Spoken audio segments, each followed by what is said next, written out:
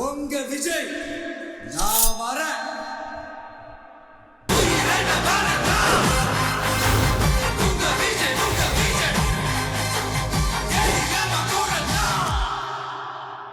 உங்க விஜய்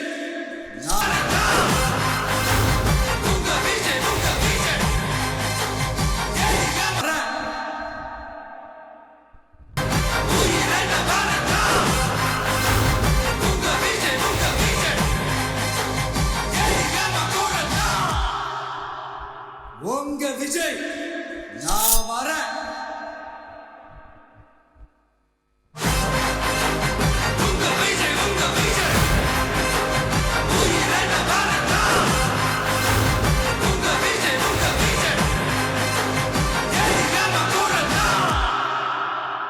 உங்க விஜய் நான்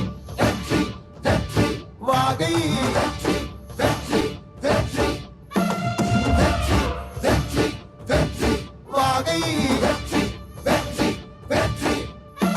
பிறப்புக்கும் எல்லா உயிர்க்கும் இதோ அறத்தோடு வாழும் குலத்தோனிதோ தமிழ் தாயின் பிள்ளை தலைச்சன் இதோ உழைக்கும் இனத்தின் விளைச்சல் இதோ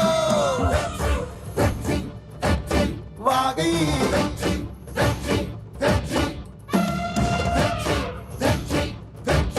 வாகை தமிழ் வணக்கம் அனைவருக்கும் புது சரித்திரம் இனி பிறக்கும் போர் துவக்கம் யார் தடுத்தும் இது நடவென நடக்கும் பறை முழங்கிட தரை நடுங்கிட தலைமுறை தலை நிமிர்த்தும் இனம் விடுதலை இணை சுவைக்கும் ஒளி நிரந்தரம் என நிலைக்கும் இல்லாமல் போராடு வெல்லும் வரை இல்லாமல் செல்லும் வரை துப்பார்க்கு துப்பாய தூவும் மழை நினைத்தால் முடிப்போம் மாறும் நிலை ஐயா வாகை வாகை வாகை வெற்றி தமிழ் வாகை யானை யானை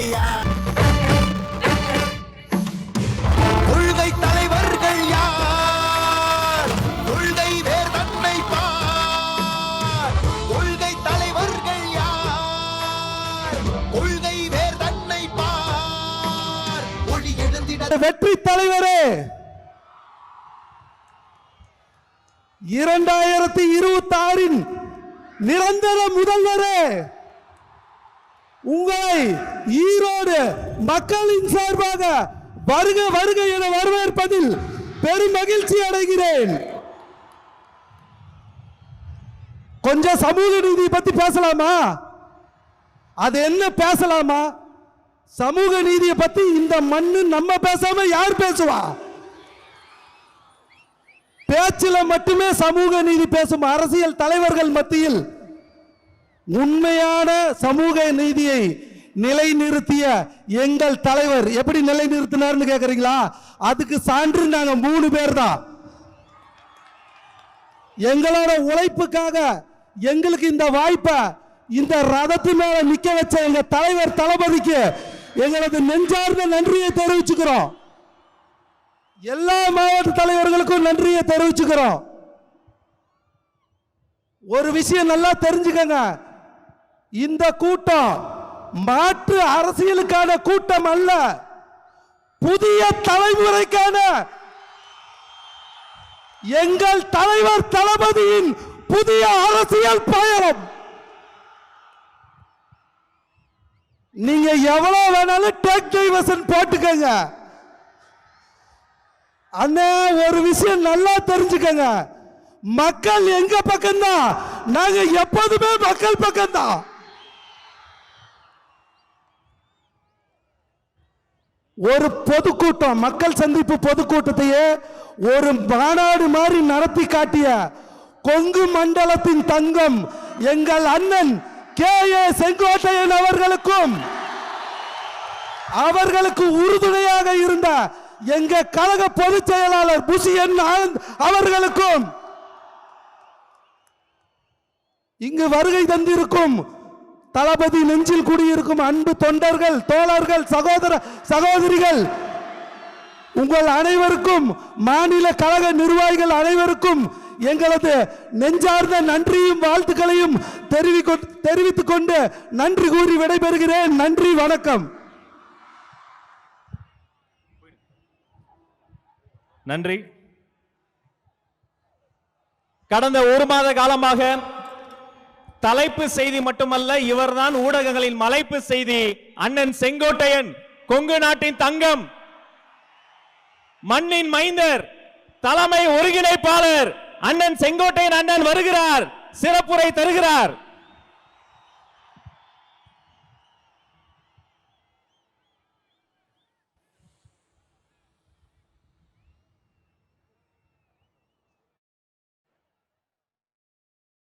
ஆர்ப்பரிக்கும் கைத்தட்டல் நடுவே இதோ அண்ணன் செங்கோட்டையன், தமிழக வெற்றி கழகத்தின் தலைமை ஒருங்கிணைப்பாளர் உங்கள் முன்னால் வருகிறார்.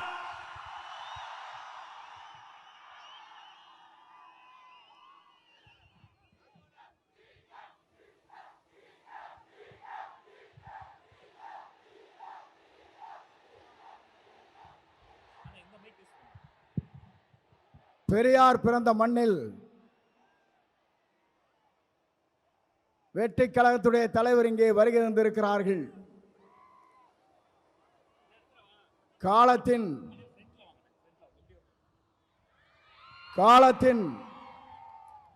கடலில் கூடியிருக்கிற கூட்டத்தை பார்க்கிற போது நாளை தமிழகத்தினுடைய முதலமைச்சர் என்ற வரலாற்றை படைக்கிற கூட்டமாக இந்த கூட்டம் இங்கே இருக்கிறது. எல்லோரும் சொன்னார்கள், எப்படி ஆட்சிக்கு வர வேண்டும் என்று பல பேர் கனவு காணுகிறார்கள். ஆனால் தமிழ்நாட்டு மக்களை பொறுத்தவரையிலும் நாளை தமிழ்நாட்டை ஆளப்போவது புரட்சி தளபதி தான். இதை யாராலும் மாற்றி காட்ட முடியாது என்ற வரலாறு தான் பெரியார் மண்ணிலே இன்றைக்கு காணுகிற காட்சியை நாங்கள் காணுகிறோம். சமுதாயம் என்பது தந்தை பெரியார் அவர்கள் குறிப்பிட்டதை போல ஏழை மக்களுடைய கண்ணீரை தீர்ப்பதற்கு ஒரு நல்ல தலைமை வேண்டும் என்று பல நாட்களாக மக்களுடைய கனவு இன்றைக்கு நிறைவேற்றப்பட்டிருக்கிறது. மிக விரைவிலேயே தான் அந்த கனவு என்பது எல்லோரும் கூடுவார்கள், கூட்டம் கூடும், கலைந்து போகும். ஆனால் நம்முடைய கூட்டத்தை பொறுத்தவரையிலும் எதிர்கால தமிழகத்தை உருவாக்க இருக்கிற வெற்றி கழகத்துடைய தலைவர் அவருடைய வரலாற்றை படைப்பதற்கு இங்கே பெருந்திரளாக இங்கே வருகின்றிருக்கிறீர்கள். அதோடு மட்டுமல்ல, சிலவே நினைக்கிறார்கள் தலைவரை பொறுத்தவரையிலும் மனிதனை மிக்கவர், நல்லவர், வல்லவர், உங்களுக்காகவே வாழ்ந்து கொண்டிருப்போர் என்பதை மறந்துவிடக் கூடாது. ஏனென்று சொன்னால் ஒரு ஆண்டுக்கு 500 கோடி ரூபாய் வருவாய், அது தேவையில்லை என்று விட்டு மக்களுக்கு பணியாற்றுவதற்கு ஒரு தலைவர் வந்திருக்கிறார் என்று சொன்னால் உலக வரலாற்றில் புரட்சி தலைவரை பார்த்தேன், இன்றைக்கு புரட்சி தளபதி இன்றைக்கு காணுகிறேன். ஆகவேதான் மக்கள் இங்கே திரண்டிருக்கிறார்கள். என்னை பொறுத்தவரையிலும் இது தீர்ப்பளிக்கிற கூட்டம். தீர்ப்பளிக்கிற கூட்டம் மட்டுமல்ல, நீங்கள் திரண்டு வந்தால் நாடே தாங்காது என்கிற முறையிலே தான் இங்கே அற்புதத்தை தின்று கொண்டிருக்கிறீர்கள். உங்களை பொறுத்தவரையிலும் எதிர்காலம் பிரகாசம் உள்ள எதிர்காலமாக மாறப்போகிறது. எல்லோரும் சொன்னார்கள், எவ்வளவு வெற்றி வரப் போகிறார் என்று சொன்னார்கள். 234 அவர் ஆரை விரல் காட்டுகிறாரோ அவர் தான் தமிழ்நாட்டில் சட்டமன்ற உறுப்பினர் என்ற வரலாற்றை படைக்கின்ற அளவிற்கு நீங்கள் வாருங்கள், வெற்றியை தேடி தாருங்கள் என்று அழைத்து விடைபெறுகிறேன். நன்றி, வணக்கம்.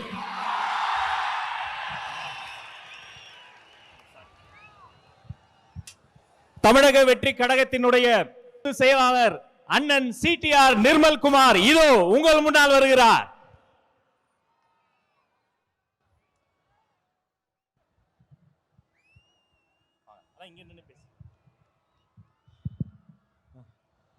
கொங்கு மண்டல மக்களுக்கு என்னுடைய வணக்கங்கள். அதாவது 200-300 ஆண்டுகளாக விவசாயமாக இருக்கட்டும், தொழில்களாக இருக்கட்டும், அனைத்திலும் செழிப்பாக இருந்த இந்தியாவிற்கு எடுத்துக்காட்டாக இருக்கும் கொங்கு பகுதி மக்களுக்கு இந்தியா முழுவதும் தலைவணங்க வேண்டும்.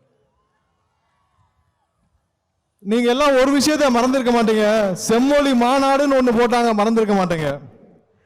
அதுவரை இங்க நடக்கும் தொழில்கள் செழிப்புகள் வெளியே தெரியாமல் இருந்த விஷயங்களை செம்மொழி மாநாடு மூலம் உங்கள்ட்ட எவ்வளவு வசூல் பண்ணாங்க, அன்னைக்கு முடிவு பண்ண இந்த மக்கள் அதோட திமுகவை முடிச்சு கட்டினாங்க. கிட்டத்தட்ட 13, 15, 16 வருஷம் ஆச்சு.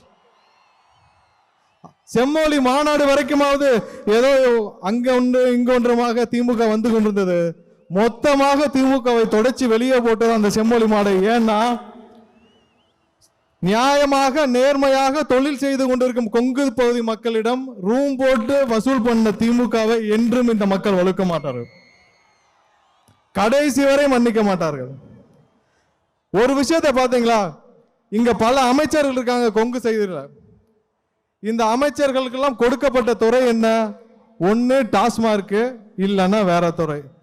தொழில்களில் சிறந்து வழங்கும் கொங்கு பகுதி மக்களுக்கு தொழில்துறையில் ஒரு அமைச்சர் ஏன் கொடுக்கவில்லை என்பது இந்த பகுதியில் பல மக்களுக்கான கேள்வி.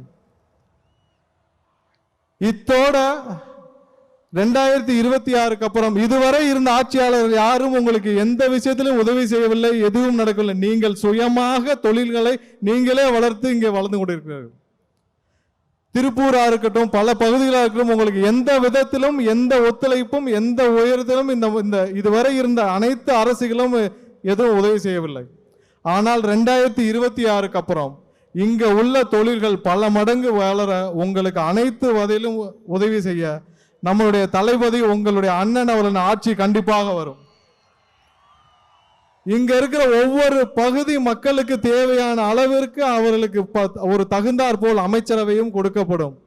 திருப்பூருக்கு என்ன தேவை, கோயம்புத்தூருக்கு என்ன தேவை, அங்குள்ள தொழில்களுக்கு என்ன தேவைங்கிறத முற்றிலும் உணர்ந்து இங்க உள்ள அனைத்து விஷயங்களையும் உயர்த்துவதற்கு நம்மளுடைய தளபதி அவர்கள் 2026 முதலமைச்சராக அமர்வார். 2026 தேர்தலில் ஒரு விஷயம் எல்லாரும் நியாயம் நீங்க மனசுல வச்சுக்கணும். அது திமுக இருக்கிற எம்எல்ஏ அமைச்சர்கள் எல்லாருக்கும் தெரியும். ஈரோடு முத்துசாமி அவர்கள் முதல் கொங்கு நம்மளுடைய கரூர் செந்தில் பாலாஜி வரை யாரும் ஜெயிக்க போவது கிடையாது. அனைவரும் அவங்களுடைய தொகுதியை மாற்ற வேண்டும் என்று முடிவு செய்து வைத்திருக்கிறார்கள். ஆனா எங்க போனாலும் விடாதீங்க, எல்லாரையும் முடிச்சு அனுப்புங்க. 2026 கொங்கு பகுதி முழுவதும் நம்மளுடைய தமிழக வெற்றி கழகத்தின் கொடிதான் பறக்க வேண்டும்.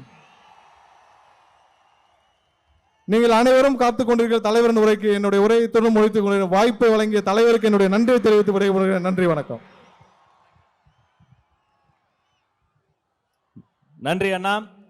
தமிழ்நாட்டின் தலையெழுத்தை மாற்றப் போகிற 3 எழுத்து மந்திரம், அந்த 3 எழுத்து மந்திரத்திற்காக தன் பேருக்கு பின்னால் இருந்த 3 எழுத்து பதவியை தூக்கி வீசிவிட்டு தளபதி வழிக்கு வந்த கொள்கை பரப்பு பொதுச் செயலாளர் அன்பு சகோதரர் அருண்ராஜ் ஐஆர்எஸ் அவர்கள் இதோ வருகிறார்.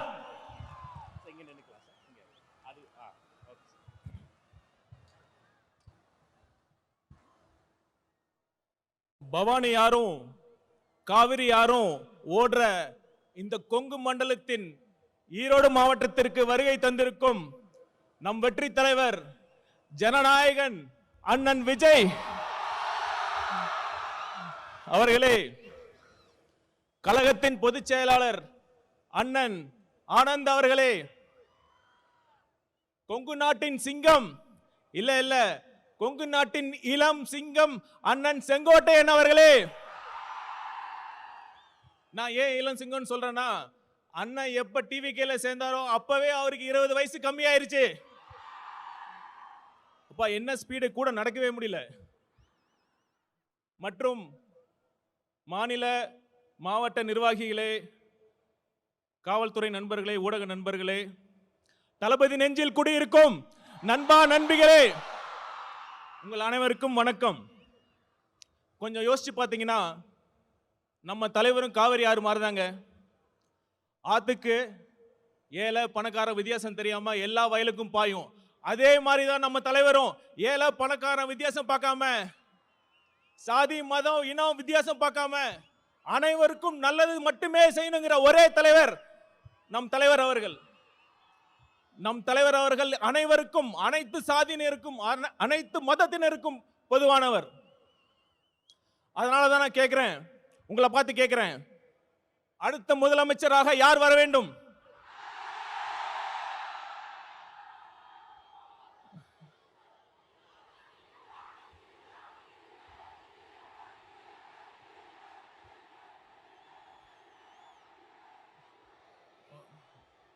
அதோட முக்கியமான கேள்வி, ஏன் நம் வெற்றி தலைவர் முதலமைச்சராக வர வேண்டும்?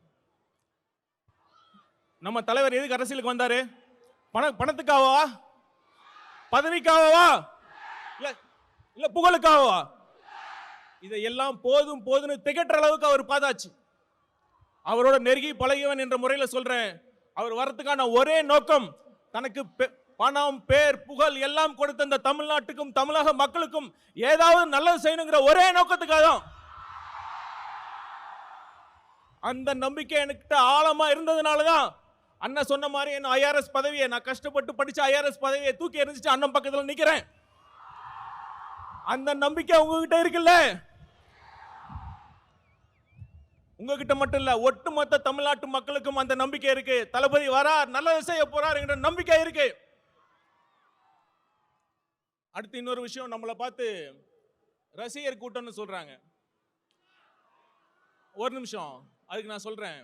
இப்ப நம்ம கூட அண்ணன் இருக்கார்ல, கே செங்கோட்டையன் அண்ணன் அவர்கள், ஒரு காலத்துல அவர் தீவிர எம்ஜிஆர் ரசிகர். இன்னைக்கு ஒட்டுமொத்த தமிழ்நாடு மதிக்கின்ற ஒரு மிகப்பெரிய ஆளுமையாக இருக்கிறார் இல்லையா? இருக்கிறார் இல்லையா?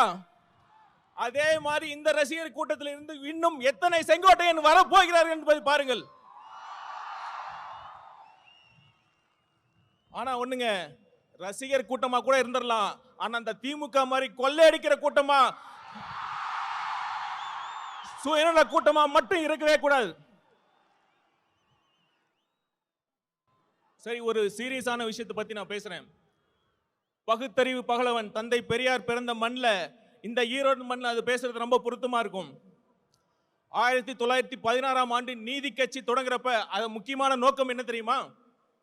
3% மட்டுமே இருந்த ஒரு குறிப்பிட்ட சாதியினர் முக்கால்வாசி அரசு பணியிடங்களை ஆக்கிரமிச்சிருந்தாங்க. நீதி கட்சியின் கொள்கையை ஃபாலோ பண்றேன்னு சொல்ற இன்றைய திமுக என்ன பண்ணிட்டு இருக்காங்க? 3% இல்ல, ஒரு குறிப்பிட்ட குடும்பத்திற்காக மட்டுமே, அந்த குறிப்பிட்ட குடும்பத்திற்காக மட்டுமே ஆட்சி செஞ்சிட்டு இருக்காங்க. அந்த குறிப்பிட்ட குடும்பத்தில் பிறந்துட்டா ஆட்சி, பணம், அதிகாரம் எல்லாமே. அப்படி இல்லைன்னா கடைசி வரைக்கும் திமுகவோட தொண்டனா உழைச்சி உழைச்சி கடைசி பதவி கிடைக்காம கடைசியில சாக வேண்டியதுதான். இதுதான் இன்றைய உண்மையான திமுகவோட நிலைமை. திமுகவிற்கு, குறிப்பா அந்த குடும்பத்திற்கு சமூக நீதியை பத்தி பேசுறது எந்த தகுதியுமே கிடையாது. அப்புறம் இன்னொரு விஷயம், சிஎம் அவர்கள் நிறைய வாட்டி சொல்லியிருக்காரு, தப்பு பண்ணா நான் சர்வாதிகாரியா மாறிடுவேன்னு சொல்றாரு. எனக்கு ரொம்ப ஆச்சரியமா இருக்கு. நம்ம சிஎம் அவர்களுக்கு ஜனநாயகம்னா என்ன, சர்வாதிகாரி ஆட்சினா என்னன்னே தெரியல. ஒரு தவறு நடந்தா தப்பு பண்ணவங்களை கண்டுபிடிச்சு தீர விசாரிச்சு அவங்களுக்கு தண்டனை வாங்கி கொடுக்கறதுல ஜனநாயக முறையில தான், அதுக்கான சரியான வழிமுறை தான் ஜனநாயகமே தான். ஆனா சர்வாதிகார ஆட்சியில தான் ஆட்சியாளர்களை கேள்வி கேட்டா அவங்களை அரெஸ்ட் பண்ணி உள்ள வைக்கிறதும், உண்மையான குற்றவாளிகள் வெளியே சுத்துறதும் சர்வாதிகார ஆட்சியில் தான் நடக்குதும். சிஎம் சார், நீங்க சர்வாதிகாரிலாம் மாறலாம் தேவையில்லை, நீங்க சர்வாதிகாரியா தான் இருக்கீங்க. தயவு செய்து முடிஞ்சா ஜனநாயகவாதியாக ஆக முயற்சி பண்ணுங்க. ஆட்சி நல்லா நடத்துறாங்களா இல்லையோ, இந்த விளம்பரத்துக்கு மட்டும் குறைச்சலே இல்லைங்க. இப்ப சமீபத்தில் வெல்லும் தமிழ் பெண்கள்னு ஒரு விழா நடத்தினாங்க. அதுல ஒரு மூத்த பெண் போலீஸ் அதிகாரி வந்தாங்க. அவங்க யாருன்னு சிஎம் சாருக்கு தெரிஞ்சிருக்க வாய்ப்பு இல்லை, நான் சொல்றேன். Seema Agarwal IPS madam. அவங்க யார் தெரியுமா? இப்ப தமிழ்நாட்டுக்கு டிஜிபி அப்பாயின்ட் பண்றதுக்கு யூபிஎஸ்சி பரிந்துரைச்சாங்க 3 பேர். அதுல முதல் இடத்துல இருந்தாங்க. சிஎம் அவர்களே, நீங்க உண்மையாலுமே தமிழ்நாட்டு பெண்களை மதிக்கிறதா இருந்தா, அவங்களுக்கு உண்மையாலுமே தமிழக பெண்கள் மீது உங்களுக்கு அக்கறையா இருந்தா, அந்த யூபிஎஸ்சி பரிந்துரைச்சு அந்த அதிகாரியை நீங்க அப்பாயின்ட் பண்ணிருக்கணும். அதை தவறிட்டீங்க. கண்டிப்பா நான் சொல்றேன், தமிழ்நாட்டு பெண்கள் உங்களை நம்பவே மாட்டாங்க.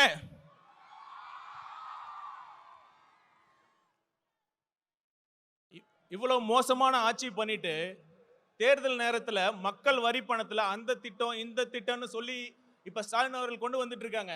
இது எப்படி தெரியுமா இருக்கு? பள்ளிக்கூடத்தில் பசங்க சரியா படிக்கலன்னா வாத்தியார் என்ன பண்ணுவாரு? சரியா படிக்கல, சரியா ஹோம்ஒர்க் பண்ணலன்னா வாத்தியார் என்ன பண்ணுவாரு? இம்போசிஷன் எழுத சொல்லுவார். அது மாதிரி 4.5 வருஷம் ஒழுங்கா ஆட்சி பண்ணாம கடைசி நேரத்தில் அந்த திட்டம் இந்த திட்டம்னு சொல்லி சிஎம் ஸ்டாலின் அவர்கள் இம்போசிஷன் எழுதிட்டு இருக்கார். அந்த இம்போசிஷனை எழுத வச்ச வாதியார் யார் தெரியல?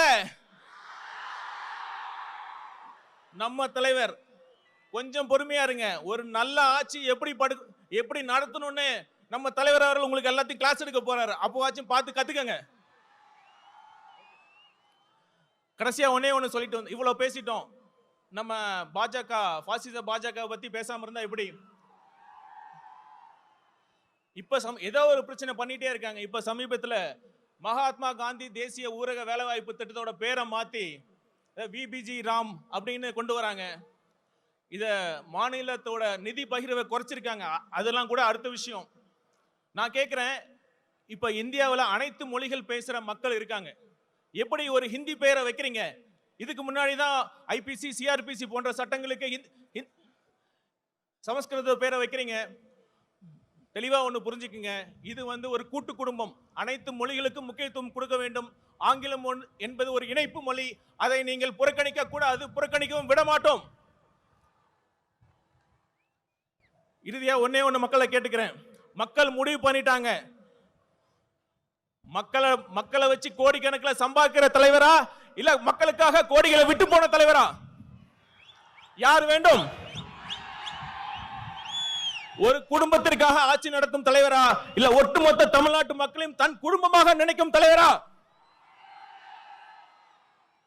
ஆட்சி பண்றப்ப போட்டோ ஷூட் நடத்தி நடிக்கும் முதல்வரா இல்ல மக்களுக்காக சேவை செய்ய துடிக்கும் முதல்வரா என்பதை நீங்களே முடிவு பண்ணிக்கங்க. வீசும் புயலை வேலி போல யாராலையும் முடியாது. அது மாதிரி நம் தலைவர் ஜெயிப்பதை யாராலும் தடுக்க முடியாது. நன்றி, வணக்கம். மிக்க நன்றி சார். ஈரோட்டில் கடல் இல்லை என்று பாச கடல் தலைவர் சொல்வதை நாங்கள் செய்து முடிப்போம். அவர் சொல்லுக்கிணங்க நம் கடகத்தை இரும்பு கோட்டையாக மாற்றியிருக்கிற இரும்பு மனிதர், தேர்தல் மேலாண்மை பொதுச் செயலாளர் அன்பு சகோதரர் ஆதவ் அர்ஜுனா இதோ வருகிறார்.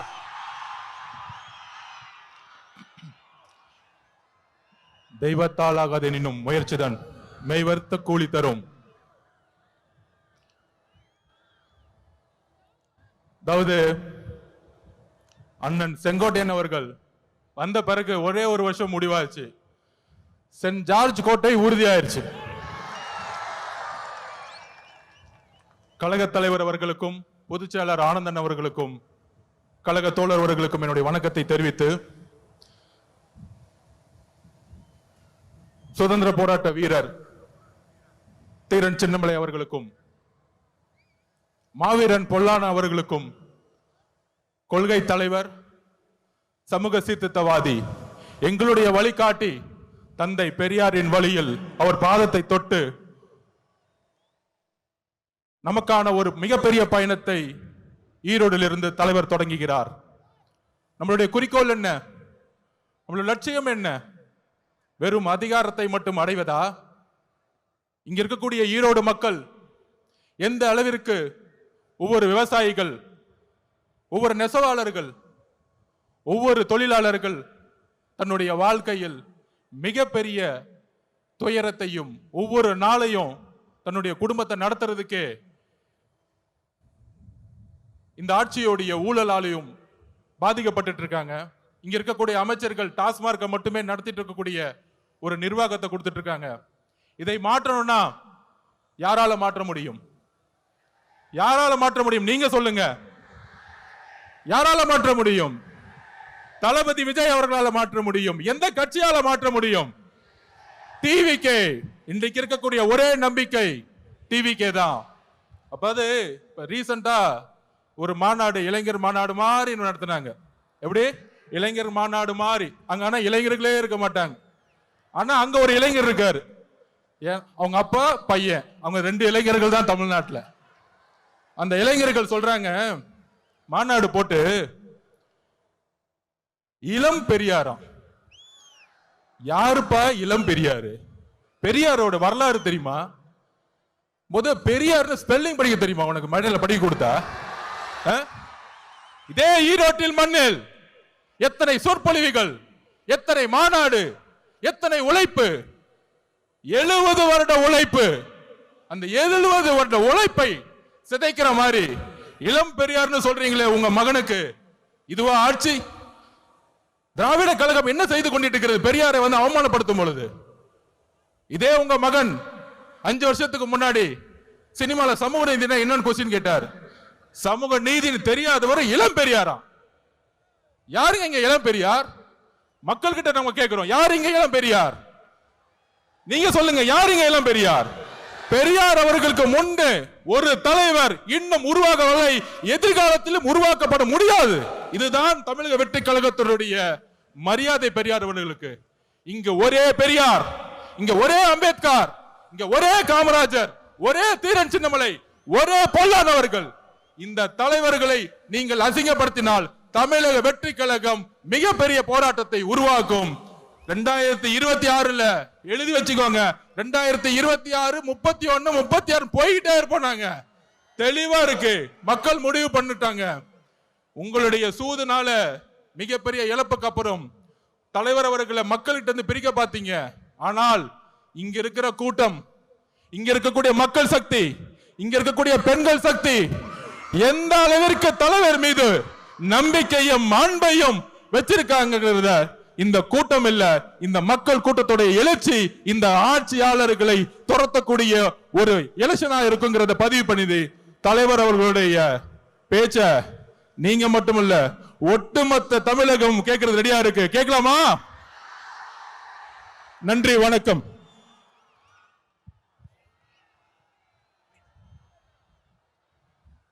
நன்றி.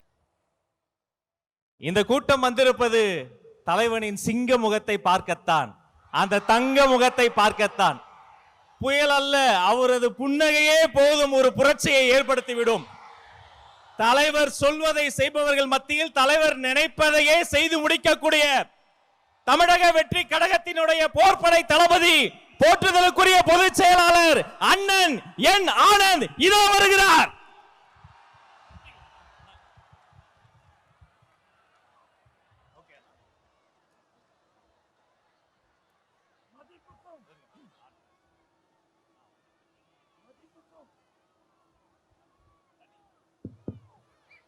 மதிப்புக்கும் மரியாதைக்குரிய தமிழக வெற்றி கழகத்தின் தலைவர், 2026 தமிழகத்தின் முதல்வர், நம் வெற்றி தலைவர் தளபதி உங்களை பார்க்க நம் ஈரோடு மாவட்டத்திற்கு வந்திருக்கிறார். இந்த மண்ணின் மைந்தர் அண்ணன் KS மற்றும் தலைவரை காண கூடியிருக்கும் கழகத்தின் மாநில மாவட்ட நிர்வாகிகள், ஒன்றியம், கிளை கழகம், வார்டு பகுதி மற்றும் சார்பணிகள், தளபதி நெஞ்சில் குடியிருக்கும் ஈரோடு மக்களே, உங்கள் அனைவருக்கும் வணக்கம். நம் கொள்கை தலைவர் பெரியாரின் மண்ணில் நம் வெற்றி தலைவர் தளபதி வந்திருக்கிறார். மங்களகரமான மஞ்சள் மண்ணில் மக்கள் விரும்பும் முதல்வர் வேட்பாளர் வந்திருக்கிறார். இனி எப்போதும் ஈரோடு தளபதியின் கோட்டை. தயார்படுத்திக் கொள்ளுங்கள் உங்கள் குடும்ப ஓட்டை. நண்பர்களே, நாம் இங்கு கூடியிருப்பது வெறும் கூட்டத்திற்காக அல்ல, ஒரு மாபெரும் மாற்றத்திற்கான தொடக்கத்திற்காக. தளபதியின் கரத்தை வளப்படுத்துவோம். ஒவ்வொரு வீட்டிற்கும் நம் கொள்கையை கொண்டு செல்லுங்கள். நாம் போடுவது வெறும் ஓட்டல்ல, தமிழ்நாட்டின் எதிர்காலத்தின் அஸ்திவாரம். தளபதியின் வழியில் தளபதியின் வெற்றிக்காக ஒன்றிணைவோம். வெற்றி நிச்சயம். நன்றி, வணக்கம். நன்றி அண்ணா. டிக்கெட் பெரியோர்களும் தாய்மார்களும் கூடி இருந்தது இந்த ஒரு நொடிக்காகத்தான். நேரில் வந்திருக்கிற சொந்த பந்தங்களே, நேரகில் பார்த்து கொண்டிருக்கக்கூடிய உலக தமிழர்களே, தமிழக வெற்றி கழகத்தினுடைய வெற்றி தலைவர், வருங்கால முதல்வர், தமிழ்நாட்டின் தலையெழுத்தை மாற்ற போகிற மந்திரம், தர்மத்தாயின் தல புதல்வன், உங்கள் முன்னால் ஈரோடு மண்ணில், நம் கொள்கை தலைவர் மண்ணில் வெற்றி தலைவர் இதோ வருகிறார்.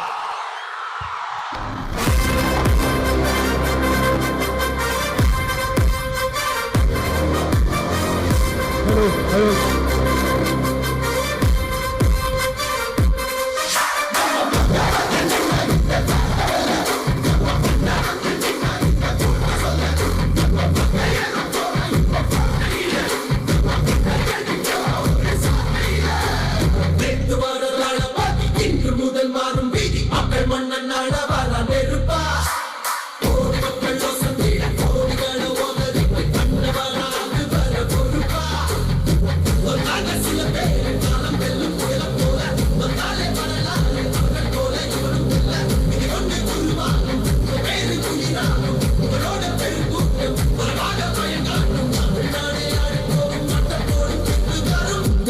உங்க விஜய் உயிர் என்ன வரனா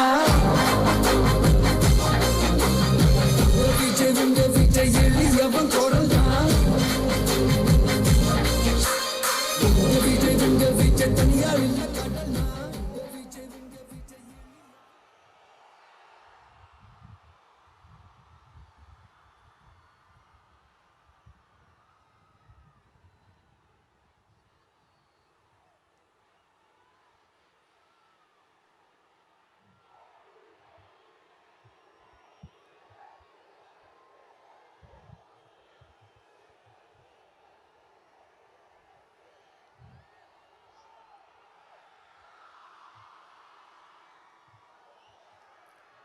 மஞ்சள் மஞ்சள் பொதுவா நல்ல காரியங்கள் ஸ்டார்ட் பண்றதுக்கு முன்னாடி இந்த மஞ்சள் எடுத்து வச்சு தான் ஸ்டார்ட் பண்ணுவாங்க. நம்ம வீட்டில் கூட நம்ம அம்மா அக்கா தங்கைகள் நமக்காக நாம நல்லா இருக்கணும்ன்றதுக்காக மஞ்ச புடவை கட்டிக்கிட்டு தான் வேண்டிக்குவாங்க. அப்படி அந்த மஞ்சள்னாலே ஒரு தனி வைப்பு தாங்க. நம்ம கொடியில கூட அந்த வைப்ரண்டான அந்த எனர்ஜெட்டிக்கான அந்த மஞ்சள் இருக்குமே, அந்த மாதிரி மங்களகரமான மஞ்சள் விளையிற பூமி தான் இந்த ஈரோடு பூமி. இங்க வந்து மஞ்சளை பத்தி பேசாம வேற எங்க போய் பேசுறது? அது மட்டும் இல்ல, இங்க ஒரு மகத்தான ஒரு மனிதரை பத்தி நம்ம பேசி ஆகணும். இந்த ஈரோடு மண் விவசாயத்துக்கும் பேர் போன மண். இங்க நடக்கிற அந்த விவசாயத்துக்கு மிக முக்கியமான ஒரு கவசமா இருக்கிறது என்ன தெரியுமா? காலிங்கராயன் அணை, காலிங்கராயன் கால்வாய். காலிங்கராயன் அணை கட்டினதுலையும் கால்வாய் வெட்டினதுலையும் உயிரான உணர்வு பூர்வமான நிறைய விஷயங்கள் இருக்குது. அப்படி அந்த ப்ராசஸ்ல அவர் அந்த அணை கட்டும் போதும் கால்வாய் வெட்டும் போதும் ரொம்ப சோர்வடைஞ்சிட்டாராம். அப்ப அவங்க அம்மா அதை பார்த்துட்டு சொன்னாங்களாம், மகனே காளிங்கா, தயிர் வித்த காசு தாழ்வாரம் வரைக்கும் இருக்குது, மோர் வித்த காசு முகுடம் வரைக்கும் இருக்குது, அதை எடுத்துக்கிட்டு போய் அணைய கட்டியா கால்வாய வெட்டியான்னு சொல்லி தைரியம் கொடுத்தாங்களாம். பெத்த அம்மா கொடுக்கிற அந்த தைரியம் இருக்கு பாருங்க, அதை தாண்டி வேற எதுவுமே கிடையாதுங்க. ஒரு மனுஷனால எதையும் சாதிச்சு காட்ட முடியும். அப்படி ஒரு தைரியத்தை தான் இப்போ நீங்க என்னுடைய அம்மா அக்கா தங்கைகள் நண்பா நண்பிகள் தோழர்கள் எல்லாரும் எனக்கு கொடுத்திருக்கிறீங்க. அதே தைரியத்தை, அதே துணையா என் கூட நிக்கிறீங்க. இதை எப்படி நம்ம பிரிச்சு விடலாம்? இதை எப்படி நம்ம கெடுக்கலாம்? என்னெல்லாம் அவதூறுகள் நம்ம விஜய் மேல சொல்லி மக்களை நம்ப வைக்கலாம்? என்னெல்லாம் சூழ்ச்சிகள் நம்ம விஜய் மேல பண்ணி மக்களை நம்ப வைக்கலாம்? இப்படி சூழ்ச்சிகளை மட்டுமே நம்பி பொழப்ப நடத்துற சில சூழ்ச்சிக்கார கூட்டங்கள் இதை தொடர்ந்து செஞ்சுக்கிட்டு தான் இருக்கு. ஆனா அவங்களுக்கு தெரியாது, இது இன்னைக்கு நேத்து வந்த உறவு இல்ல, கிட்டத்தட்ட 30-33 வருஷத்துக்கு மேல இருக்கிற உறவு. ஏன் நான் சினிமாக்கு வந்தப்போ எனக்கு வயசு 10, அப்பல இருந்தே இந்த உறவு ஸ்டார்ட் ஆகி போயிட்டு இருக்குன்னு அவங்களுக்கு தெரியாம போச்சு. அதனால என்ன பண்ணாலும், நீங்க என்ன ட்ரை பண்ணாலும், எல்லாத்தையும் விட்டுட்டு மக்களுக்காக வந்திருக்கிற இந்த விஜய மக்கள் ஒரு நாளும் கைவிட மாட்டாங்க. மக்கள் கூடவே நிக்கிறாங்க, கூடவே நிப்பாங்கன்னு அவங்களுக்கு தெரியாம போச்சு. என்னப்பா நிப்பீங்கல்ல? உங்களை நம்பிதாப்பா வந்திருக்கிறேன். அதான் இந்த சத்தம் தாங்க வாழ்நாள் பூரா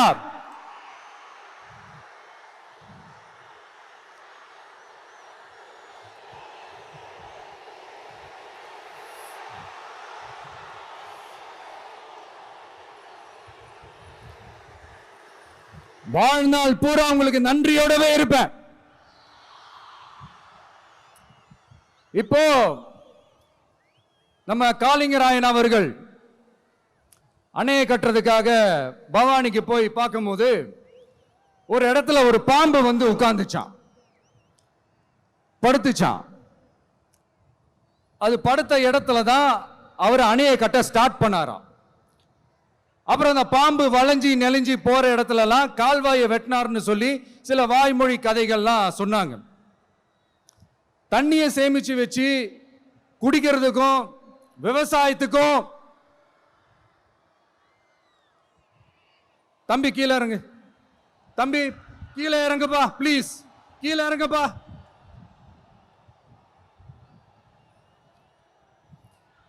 ஓகே, தேங்க்யூ கீழே இறங்குங்க, கீழே இறங்குப்பா. நீ இறங்கினாதான் புத்தம் கொடுப்பேன்.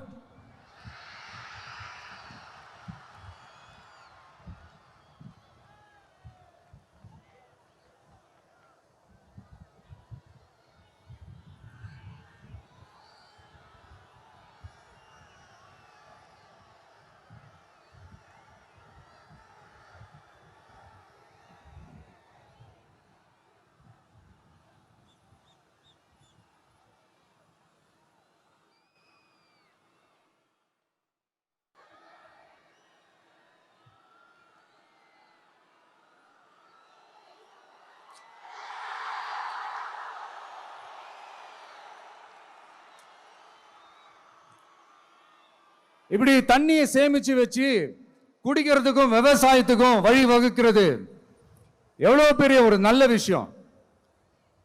சோ இந்த மாதிரி நல்ல விஷயங்கள்லாம் செஞ்சிட்டு கதைகள் சொன்னா பரவாயில்ல, எதுவுமே செய்யாம கதைகளை மட்டும் அடிச்சு விடுறது எப்படி? அத்திக்கடவு அவிநாசி திட்டத்தை இன்னும் விரிவுபடுத்தினா அந்த 3 மாவட்டத்தில் இருக்கிற லட்சக்கணக்கான மக்களுக்கு எவ்வளவு பிரயோஜனமா இருக்கும்.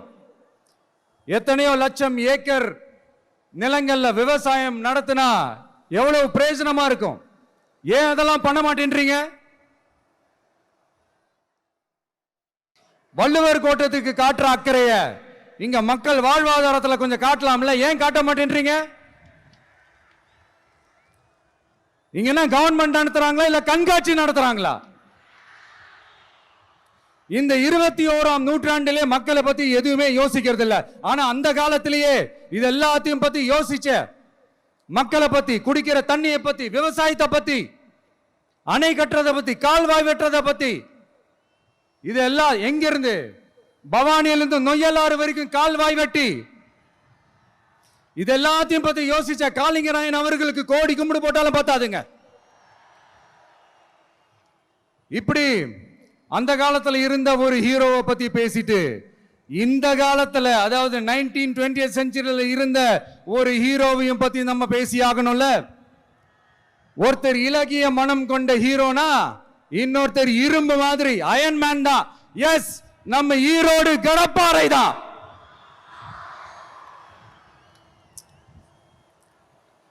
ஒட்டுமொத்த தமிழ்நாட்டையே திருப்பி போட்ட சீர்திருத்த நெம்புகோல். ஈரோடு மாவட்டத்தில் பிறந்த அவர்தான் இந்தியாவுக்கே இடஒதுக்கீடு சம்பந்தமான அரசியல் சட்டத்தை திருத்தறதுக்காக போராட்டம் நடத்தினவர் யாரு? நம்ம தந்தை பெரியாரு. 100 வருஷத்துக்கு முன்னாடியே வகுப்பு வாரி பிரதிநிதித்துவம் வேணும்னு கேட்டவர்.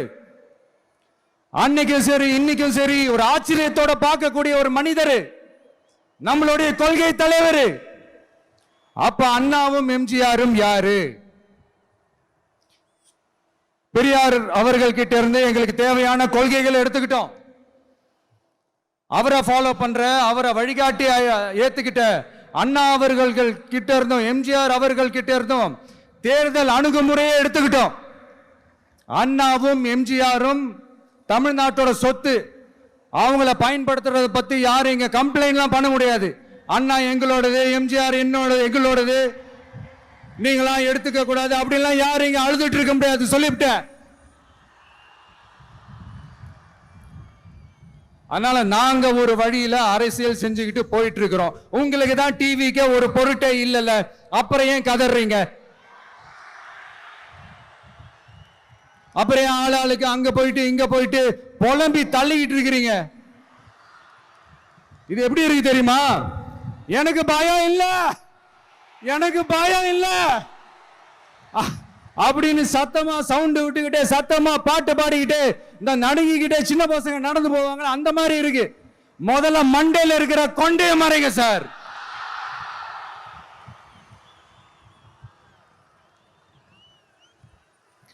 சும்மா மாறு வேஷத்துல மறு வச்சுக்கிட்டு மீடியா ஆளு, ரேடியோ ஆளுன்னு இவங்க ஆளுங்களே மாத்தி மாத்தி அனுப்பிக்கிட்டு இதெல்லாம் என்ன மக்களுக்கு தெரியாதுன்னு நினைச்சிட்டு இருக்கீங்களா? மக்கள் எல்லாத்தையும் உன்னிப்பா கவனிச்சிட்டு இருக்காங்க. அதனாலதான் சொல்றேன், உங்களுக்கு நீங்க கொள்ளையடிச்சு வச்சிருக்கிற காசு தான் துணை.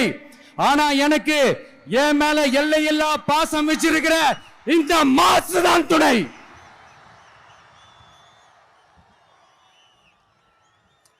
இப்படி நமக்கு துணையா இருக்கிற ஈரோடு மக்களுக்காக நான் இப்போ குரல் கொடுக்கலாம் வந்திருக்கிறேன். சரி, இப்ப விஷயத்துக்கு வருவோம். பெரியார் அவர்கள் கிட்ட இருந்த அந்த செல்வாக்கையும் அந்த பதவிகளையும் அந்த பவரையும் வச்சுக்கிட்டு அவர் என்ன சொன்னார் தெரியுமா? இவ்வளவு செல்வாக்கு, இவ்வளவு பதவிகள், இவ்வளவு பவர் இருந்தோம் நான் ஒரு 5 பைசா காசு சம்பாதிச்சிருப்பேனா? எனக்கோ இல்ல என் குடும்பத்துக்கோ பட்டங்கள் வேணும், பதவி வேணும்னு ஏதாவது கேட்டிருப்பேனா? இல்ல ஏதாவது லாபம் பார்த்திருப்பேனா? இல்ல எதுக்காவது ஆசைப்பட்டிருப்பேனா? ஆனா அவர் பேரை சொல்லிக்கிட்டு அவருடைய கொள்கையை ஃபாலோ பண்றதா சொல்லிக்கிட்டு இப்ப ஆட்சியில இருக்கிறவங்க என்னெல்லாம் செய்யறாங்கன்னு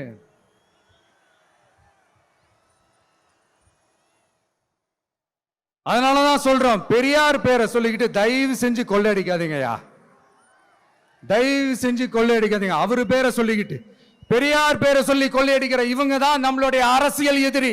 மக்களை நீங்க சொல்லுங்க, நம்மளுடைய அரசியல் எதிரி யாரு? நம்மளுடைய கொள்கை எதிரி யாரு? ரிப்பீட், நம்மளுடைய அரசியல் எதிரி யாரு? நம்மளுடைய கொள்கை எதிரி யாரு? உங்களுக்கு புரியுது இல்ல? எனக்கு அது போதும்யா, எனக்கு வேற எதுவுமே தேவையில்லை.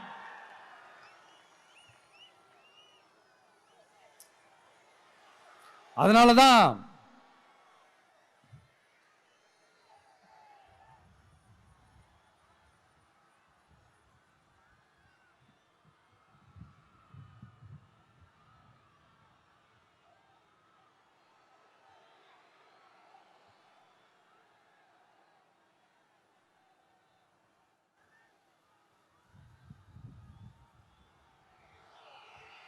உங்களுக்கு நம்மளை பத்தி நம்ம அரசியலோட நீங்க எல்லாரும் என்னோட அரசியலோட கனெக்டடா இருக்கீங்கன்றது ரொம்ப தெளிவா தெரியுது. அதனால எனக்கு அது போதும். அதனாலதான் எதிரிகள் யாருன்னு சொல்லிட்டு களத்துக்கு வந்திருக்கிறோம். அதனால அவங்கள மட்டும் தான் எதிர்ப்போம். அதுவும் அந்த எதிரிகள் யாரு இப்போ இங்க 2026 சட்டமன்ற தேர்தலில் களத்தில் இருக்கிறாங்களோ அவங்கள மட்டும் தான் எதிர்ப்போம். சும்மா களத்திலே இல்லாதவங்களையும், களத்துக்கும் அவங்களுக்கும் சம்பந்தமே இல்லாதவங்களையும் எதிர்க்கிற ஐடியாலாம் இல்ல பாஸ். நீங்க கேட்கிறீங்கன்றதுக்காக எதிர்த்துட்டு இருக்க முடியாது பாஸ். எங்களுக்கு நிறைய வேலை இருக்குது.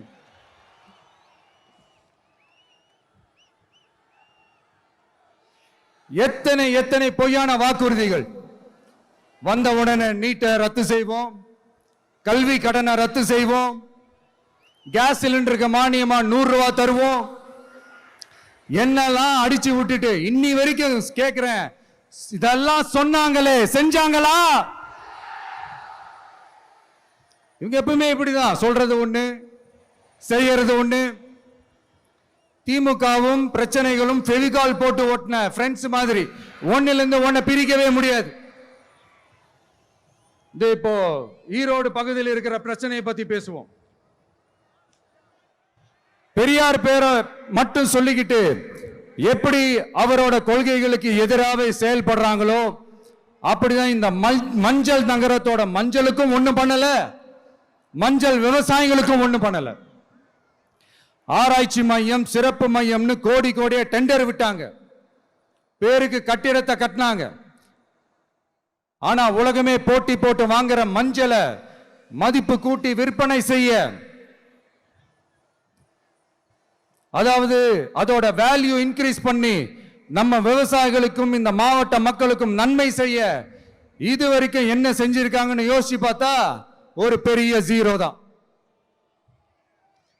கரும்பு நெல்லுக்கு அரசாங்கம் விலை பிக்ஸ் பண்றாங்க, அதையும் ஒழுங்கா பண்றதில்ல, ஒவ்வொரு முறையும் பிரச்சனை. அங்க நெல் கொள்முதல் செய்யறதுல ஊழல். சரி, நாம கஷ்டப்பட்டு விளைய வச்சது வீணா போக கூடாதுன்னு நினைச்சு நம்ம விவசாயிகள் கேட்கிற லஞ்சத்தை கொடுத்தாலும் அதுக்கப்புறம் கூட அந்த கொள்முதல் ஒழுங்கா நடக்கிறது இல்லை. அதையும் தாண்டி ஏதோ ஒரு விலை விவசாயிகளுக்கு கிடைக்குது. அப்படிலாம் இல்லாம ஒழுங்கா நேர்மையா நம்ம மஞ்சளுக்கும் நியாயமான விலை பிக்ஸ் பண்ணி தரமான விதைகளை கொடுத்தா என்ன குறைஞ்சா போயிடுவாங்க? இதெல்லாம் யோசிக்கிறதுக்கு அவங்களுக்கு நேரமே இல்லை. 24x7 அவங்களோட யோசனை என்ன தெரியுமா? இந்த விஜயை எப்படி முடக்கலாம், தமிழக வெற்றி கழகத்தை எப்படியெல்லாம் முடக்கலாம், அப்படிதான் அவங்களுடைய சிந்தனையே 24x7.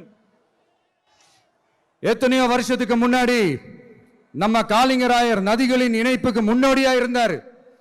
பவானி ஆத்துல அவர் அதிகமான தண்ணி அணை கட்டி தேக்கி தண்ணீர் வறட்சியான பகுதிகளுக்கு அனுப்பினாரு. ஆனா இன்னைக்கு இவ்வளவு நவீன வசதிகள் இருந்தோம், இவ்வளவு சயின்ஸ் வளர்ச்சிகள் இருந்தோம், இவ்வளவு டெக்னாலஜி வளர்ச்சிகள் இருந்தோம், அவங்க வாக்குறுதியில் ஒண்ணு கொடுத்தாங்கல்ல, பவானி நொய்யலாறு அமராவதி 6 இணைப்பு திட்டத்துக்கு ஒரு துரும்ப கூட கிள்ளி போடல. வாக்குறுதி நம்பர் 103 சொன்னாங்களே செஞ்சாங்களா? சரி, இதாவது ஒரு பெரிய ப்ராஜெக்ட் வைங்க. ஆறுகளை சுத்தப்படுத்த பல்லாயிரம் கோடி நிதி ஒதுக்குவோம், தமிழ்நாட்டில் உள்ள ஆறுகளை சுத்தப்படுத்துவோம்னு சொன்னாங்களே செஞ்சாங்களா? ஆனா ஆத்து மணலை கொள்ளையடிக்கிறதுல மட்டும் வேலையை கரெக்டா செய்வாங்க. இதை நான் ஏன் திரும்ப திரும்ப சொல்றேன்னா, மக்களே நீங்க புரிஞ்சுக்கணும். கொஞ்சம் மசந்தா மற்ற மாவட்டங்கள்ல மணல் காணாம போன மாதிரி, மலைகள் காணாம போன மாதிரி, நம்ம மாவட்டத்தில் தனி வளத்தை கொடுத்த செம்மண்ணும் காணாம போறதுக்கு வாய்ப்பு இருக்கு மக்களே. நம்ம மண்ணுக்கும் நம்ம ஆத்துக்கும் நம்ம விவசாயிக்கும் தான் இந்த மோசமான நிலைமை. அதனால ஏதாவது தொழில் செஞ்சு பிழைக்கலாம்னு பார்த்தா அதுக்கும் எங்க விடுறாங்க. தொழில்னு பார்த்தா 30% நெசவாளர்களுக்கு கூலி பாக்கி. அரசாங்கம் நம்ம நெசவாளர்கள் கிட்ட இருந்து கொள்முதல் செய்த வேட்டி சேலைக்கான கூலியை கூட போராடித்தான் வாங்க வேண்டியதா இருக்குது. அது சலுகையோ உதவியோ நலத்திட்டமோ கிடைக்காது. நம்ம உழைப்புக்கான ஊதியம், நம்மளோட உரிமை, அதுக்கே போராட வேண்டிய நிலையில தான் இந்த அரசாங்கம் நம்மளை வச்சிருக்கு. நல்லா பார்த்துக்கங்க மக்களே, உரிமைக்கு குரல் கொடுத்தவங்க தான் இவங்க. சிறு குறு தொழில்கள் பீக் ஹவர்ஸ் சார்ஜ்னு கரண்ட்டுக்கு அநியாய விலை வச்சு அதையும் செய்ய விடாம நம்மளை முடக்கிடுறாங்க. அந்த பீக் ஹவர்ஸ் சார்ஜ் கொள்ளையால எத்தனை வருஷமா எவ்வளவு பேர் பாதிக்கப்படுறோம், எவ்வளவு தொழில்கள் பாதிக்கப்படுது. நாமளும் கத்துறோம், போராடுறோம், கோரிக்கை வைக்கிறோம். எதையாவது இவங்க கண்டுக்கிறாங்களா? கொஞ்சம் யோசிங்க. ஏன் கண்டுக்க மாட்டேன்றாங்கன்னு கொஞ்சம் யோசிங்க. அப்பதாங்க பிரைவேட்ல அதிக விலைக்கு கரண்ட் வாங்க முடியும், அதுக்கு டெண்டர் விட முடியும். அப்படி டெண்டர் விட்ட மேட்டர்ல எல்லாம் என்ன நடக்கும்னு உங்களுக்கும் தெரியும், எனக்கும் தெரியும், நம்ம எல்லாருக்குமே தெரியும். இந்த மாதிரி ஈரோடுல மட்டும் இல்ல, எந்த மாவட்டத்துக்கு போனாலும் பிரச்சனைகள் மேல பிரச்சனைகள் தான். அதையெல்லாம் தீக்கிறதுக்கு ஒரு சொல்யூஷன் கூட சொல்லாம இதுல வேற பெருமையா மாடல் அரசு மாடல் அரசுங்கிறது. இல்ல நான் கேட்கிறேன், கூச்சமா இல்ல?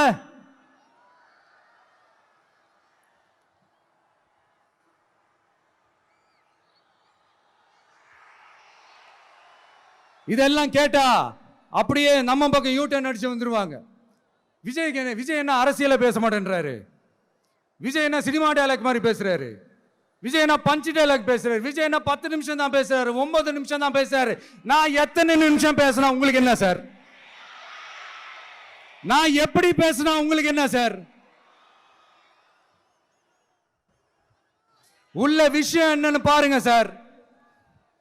ஒவ்வொரு மாவட்டத்துக்கும் போய் மக்கள் ஃபேஸ் பண்ற பிரச்சனைகளை எடுத்து பேசிட்டு இருக்கிறேன். பின்ன அது அரசியல் இல்லாம வேற எதுதான் அரசியல்? உங்களை மாதிரி தனிப்பட்ட முறையில தரக்குறைவா அசிங்கமா பேசுறதுதான் அரசியல்னா அந்த அரசியல் நமக்கு வராது. வராதுன்னா நல்லாவே வரும். உங்களை விட எனக்கு அது நல்லாவே வரும். வேணான்னு விட்டு வச்சிருக்கிறோம். அப்புறம் உங்களுக்கு நமக்கு என்ன வித்தியாசம்? காஞ்சிபுரத்தில் நாம பேசும்போது இந்த மாதிரி உங்களால் அமைக்கப்பட போற ஆட்சியில நம்ம ஆட்சிக்கு வந்த உடனே என்னெல்லாம் செய்ய போறோம்ன்றது சிலது சொன்னோம். அதையெல்லாம் தப்பா புரிஞ்சுக்கிட்டு இப்போ சொல்றேன், விளக்கமா சொல்றேன், நான் சலுகைகளுக்கு எதிரானவன் கிடையாது. மக்களுக்கான சலுகைகளை இலவசம்னு சொல்லி அசிங்கப்படுத்துறதுல எனக்கு உடன்பாடு கிடையாது. மக்கள் காசுல மக்களுக்கு செய்யறது எப்படி இலவசம்னு சொல்லுவீங்க? அப்படியே செஞ்சிட்டாலும் ஓசில போறேன்னு சொல்லி அசிங்கப்படுத்துறீங்க. என்ன கேட்கறதுக்கு ஆள் இல்லைன்னு நினைச்சீங்களா? மக்களுக்கு ஒண்ணுன்னா இந்த விஜய் வந்து நிப்பா, இந்த விஜய் வந்து கேள்வி கேட்பா. இந்த விஜய் எப்பவுமே மக்கள் பக்கம் தான், அதே மாதிரி மக்களும் என் பக்கம் தான். என் மக்கள் மானத்தோட மரியாதையோட கௌரவத்தோட வாழணும். என் மக்கள் யாருக்கும் கீழே கிடையாது.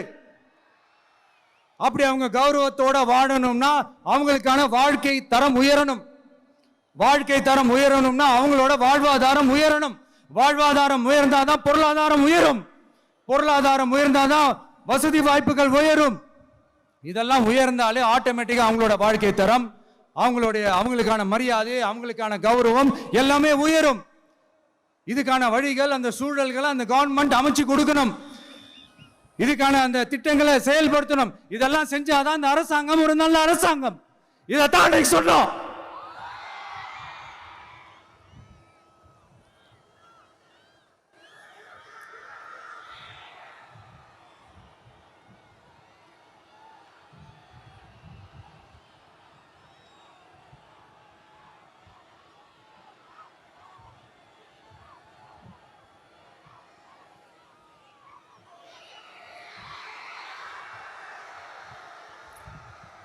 இதைத்தான் இன்னைக்கு சொன்னோம். உடனே சொன்னா மட்டும் போதுமா? எப்படி செயல்படுத்துவீங்க? நாங்க என்ன வாயிலேயே வடை சுடுறதுக்கு டிஎம்கேவா? டிவி கேடா?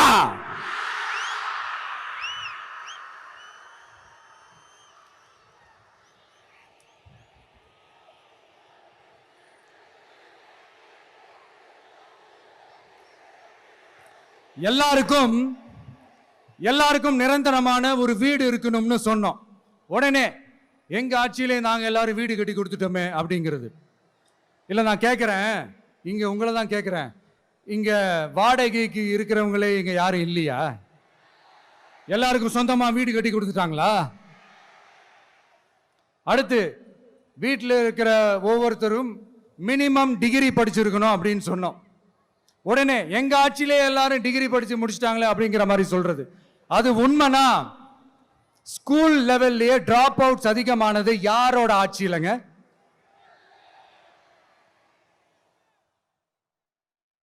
பசங்க பிள்ளைங்க யாரும் ஸ்கூல்ல சேரலன்னு சொல்லிட்டு எனக்கு தெரிஞ்சு 207 கவர்மெண்ட் ஸ்கூல்ஸ் மூடினது யாரோட ஆட்சியிலங்க? இதுல கல்வியில் சிறந்த தமிழ்நாடுன்னு டிராமா வேற. அடுத்து குடும்பத்துல ஒருத்தருக்கு நிரந்தரமான வருமானம் வரணும், வேலை வாய்ப்பு கிடைக்கணும் அப்படின்னா நாங்க கொடுக்காத வருமானமா, நாங்க கொடுக்காத வேலையா அப்படிங்கிறது. எத்தனையோ லட்சம் காலி பணியிடங்கள் நிரப்புவோம்னு வாக்குறுதி கொடுத்துட்டு ஆட்சிக்கு வந்தீங்கல்ல, எத்தனை லட்சம் காலி பணியிடங்களை நிரப்புனீங்க? அட்லீஸ்ட் 1 லட்சம் காலி பணியிடங்களாவது நிரப்புனீங்களா?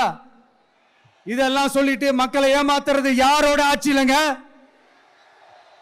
அடுத்து ரொம்ப முக்கியமா, பெண்களுக்கு பாதுகாப்பு இல்ல, சட்டம் ஒழுங்கு சரியா இல்லைன்னு சொன்னா தமிழ்நாட்டில் பெண்கள் பாதுகாப்பு தான் அதிகமா இருக்குதான். நீங்க சொல்லுங்க மக்களே, பெண்கள் பாதுகாப்பு இருக்கு? சட்டம் ஒழுங்கு சரியா இருக்கு? அவங்க சொல்றது உண்மையா? அவங்க சொல்றதை நீங்க ஏத்துக்கிறீங்களா? சத்தமா கேக்குதா சார்? இதுதான் ரியாலிட்டி, இதுதான் நிஜம். நம்மளுடைய ஆட்சியில சட்டம் ஒழுங்குல சமரசமே இருக்காது. அதனாலதான் இவ்வளவு ஸ்ட்ராங்கா சொல்றோம், தைரியமா இருங்க மக்களே.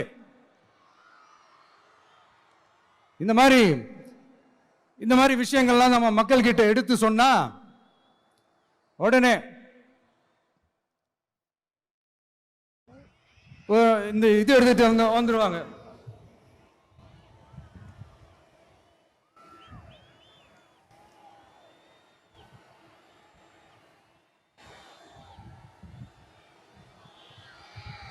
இந்த மாதிரி இதெல்லாம் என்னென்ன செய்ய போறோன்றது சிலதெல்லாம் காஞ்சிபுரத்தில் சொன்ன மாதிரி சொன்னா எல்லாத்தையும் தப்பா திருச்சி பேசிக்கிட்டு அவதூறு பரப்பிக்கிட்டு. நான் கூட யோசிப்பேன், எம்ஜிஆர் அவர்களும் மேடம் ஜெயலலிதா மேடம் அவங்களும் ஒரே வார்த்தையில சொல்லி இந்த திமுகவை காலி பண்ணாங்கல்ல. நான் கூட யோசிப்பேன், ஏன் இவ்வளவு ஹார்ஷா பேசுறாங்க, ஏன் இவ்வளவு ஹார்ஷா அவங்கள திட்டுறாங்கன்னு யோசிச்சது உண்டு. இப்பதானே புரியுது. அவங்க 2 பேரும் சொன்னதை இப்ப நானும் ரிப்பீட் பண்றேன். திமுக ஒரு தீய சக்தி, திமுக ஒரு தீய சக்தி, திமுக ஒரு தீய சக்தி, திமுக ஒரு தீய சக்தி, தீய சக்தி, தீய சக்தி, தீய சக்தி. என் நெஞ்சில் குடியிருக்கும் ஈரோடு மக்களே,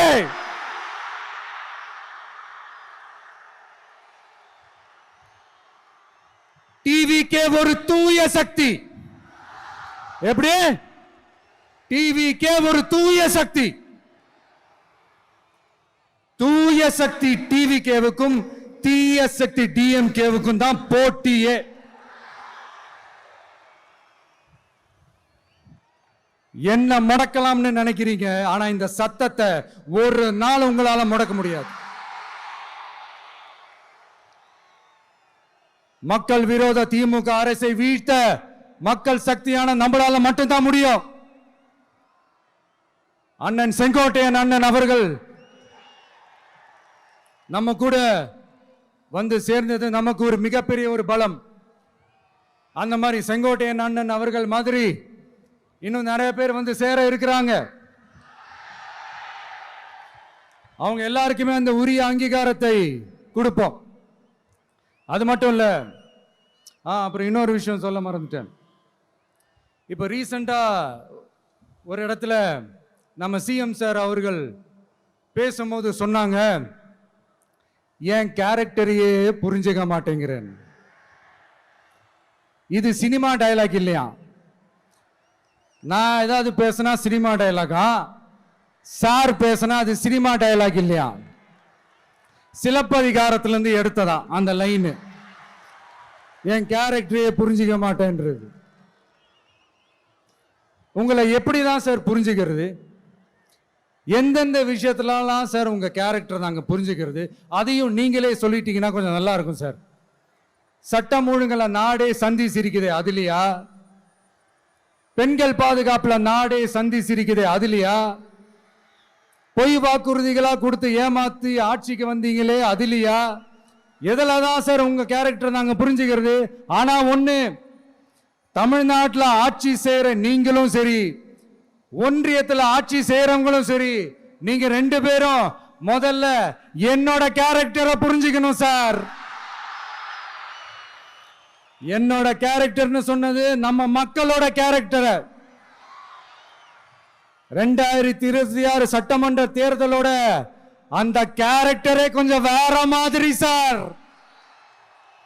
அதை கொஞ்சம் தயவு செஞ்சு நீங்க புரிஞ்சுக்கணும் சார். புரிஞ்சுக்கலன்னா மக்களே உங்களுக்கு புரிய வைப்பாங்க சார். கான்பிடென்டா இருங்க சார், நல்லதே நடக்கும் சார். வெற்றி நிச்சயம் சார். மீண்டும் சந்திக்கும் வரை நன்றி, வணக்கங்க சார். நண்பா, நண்பிகள், இங்க எல்லாம் பார்த்தோம், எல்லாம் நல்லபடியா நடந்தது. சேஃபா வந்துட்டு சேஃபா வீட்டுக்கு போயிடுங்க. எனக்கு எல்லாத்தையும் விட நீங்க தான் எனக்கு முக்கியம். தயவு செஞ்சு சேஃப்டியா போயிட்டு வாங்க. ஒரு ஈரோடு செல்ஃபி ஒன்று எடுப்போமா?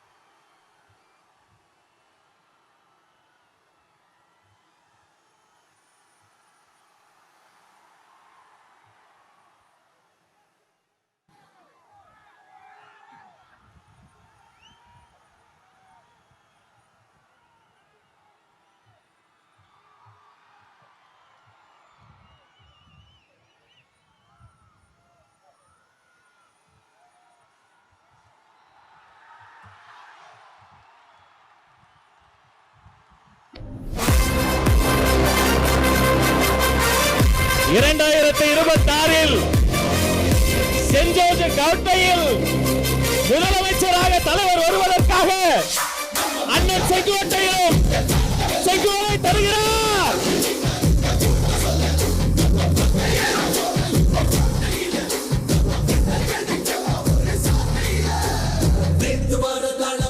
இன்று முதல் மாறும் வீதி மக்கள் மன்னன் நாட வர நெருப்பா